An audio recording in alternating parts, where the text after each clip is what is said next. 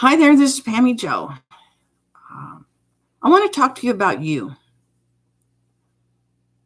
And I'm going to talk to you about it in a way of reading a post I made on my Facebook page because I don't think I can say it that well again. It fits my journey lately, and that journey is to try to find a time when anxiety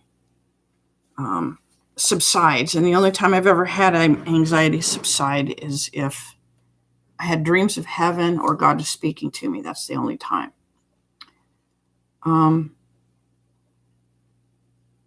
Mike and I have lost weight in a program called Code Red. And the big fear there is that once we finish our weight loss eating mode, there's a maintenance mode, and we're both afraid that we'll regain. It doesn't happen. And if it does happen on this is a lifestyle, you simply eat less or eat not whatever made you gain. It's simple. It really is simple. Weight goes up and down a little bit each day, but over a period of almost 4 months, he's lost over 30 pounds. I've lost over 20 pounds, and it was painless.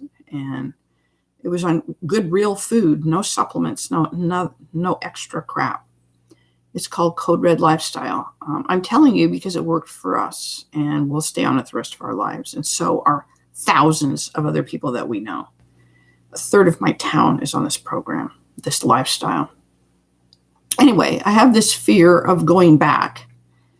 And I am so used to feeling discouraged and giving up and never feeling better that it's still a bit of a dreamy feeling. I'm fearful of going back both with that and in spiritual matters, that I'll just slip back into this pit, this tar pit that I was in before I face down my own beast and put it away.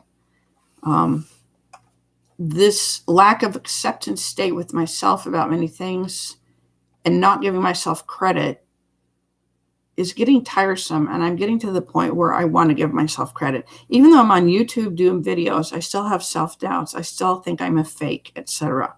And it's ridiculous because I've been living this new spiritual lifestyle since March, and it's not going away. So I'm going to go off what I was going to read and tell you my heart now. You are an eternal being who had life, the breath of life breathed into you, your very essence. You can't exist without it. So if you get in touch with that soul and you connect yourself with your source, your creator, and you ask to accept yourself and you ask for him to activate that part of you and you accept it, all of those things that went wrong in your life will not suddenly, but over a period of time, you will realize what you can learn from them, and you will learn to be grateful for them because you'll realize you're exactly where you need to be at exactly this point in time. And you have the tools and the skills and the wisdom that you need to help others accept themselves. And once we accept ourselves, the need to lash out at others drastically reduces. I won't say it happened overnight, but within months, I take responsibility and accountability for my own mood and my own actions and my mistakes. And I don't beat myself up over those mistakes. I have a problem, so I can attack the problem without attacking myself, you see? That's the difference. You don't have to deny your value as a person and deny that you have a right to live in order to deal with mistakes that you've made or things that people have done to you that may not be just, but that you can forgive them and learn from those things. If nothing else, you can pray for them because they're probably lashing out at you because there's a lie about them and themselves that they're believing. They're not understanding how to process life. You can help them learn to do that. The quickest way, I'm telling you, it sounds like I'm going to pitch today, unstoppableinfluence.com. And the next time there's a challenge, a 21-day challenge, join it. Do it. Don't even question it. If weight is your issue because of health, you don't feel good, or you hate yourself, then the CodeRedLifestyle.com has links to when their challenges come up, and they're not all the time. There's a couple a year probably. I'm just telling you the things that help me go from a self-loathing, sick, hate myself, lash out at others, give up on life, waiting to die person, to someone who is learning to accept her eternal value.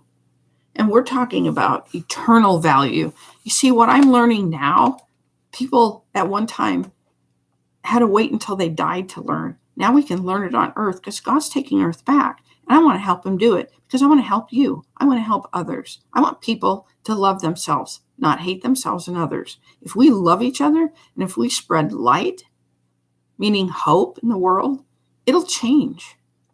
And the earth is the Lord's and everything in it. And it wants to change. Earth itself wants this to happen. Creation wants this to happen. The holy angels want this to happen. They're holy because they weren't subjected to sin. Now, they know how that feels too. And in addition to God's Son knowing how that feels, the angels know how it feels too. I assure you. They relate to you. We're becoming one. And we're one with our source, our creator. This is the way to live. It's the answer. It's the way to prevent future falls away from God, which put you in darkness and put you in hell. Walking away from God is what puts you in hell. You invite everything negative that exists to you when you walk away from him. He's the source.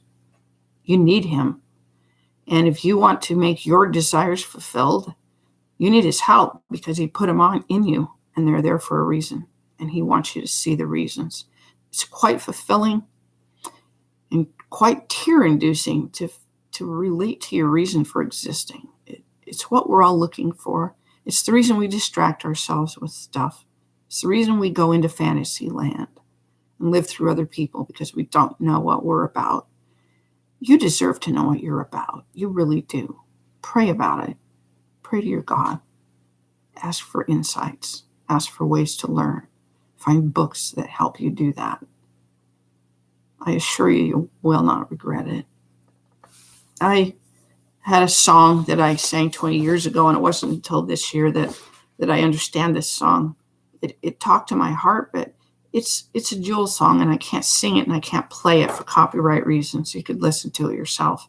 Standing Still, it's called, and I stood still for so many decades, and I'm so tired of it now. Now that I'm tired of it, I don't have to do it anymore. But cutting through the darkest night are my two headlights. For me, those two headlights were Father God and his Son. Two lights. Try to keep it clear, but I'm losing it here to the twilight. My darkness was so overpowering. My self-hatred so strong. There's a dead end to my left. There's a burning bush to my right. The dead end is hopelessness, and the burning bush was God speaking to Moses. But you aren't in sight, and you aren't in sight. Those are my two lights. I couldn't see them. Do you want me like I want you, or am I standing still beneath a darkened sky with the scenery flying by, like everything was passing me by? Out of the corner of my eye was that you passing me by. Well, I don't think God was passing me by. I don't think life was. I think I was. I was just giving up on me and letting it all flow and just standing still. I'm tired of that, and I'm not going to do it anymore. I'm going to accept myself. I hope you will too. If I talk anymore, I'm going to cry, so God bless you.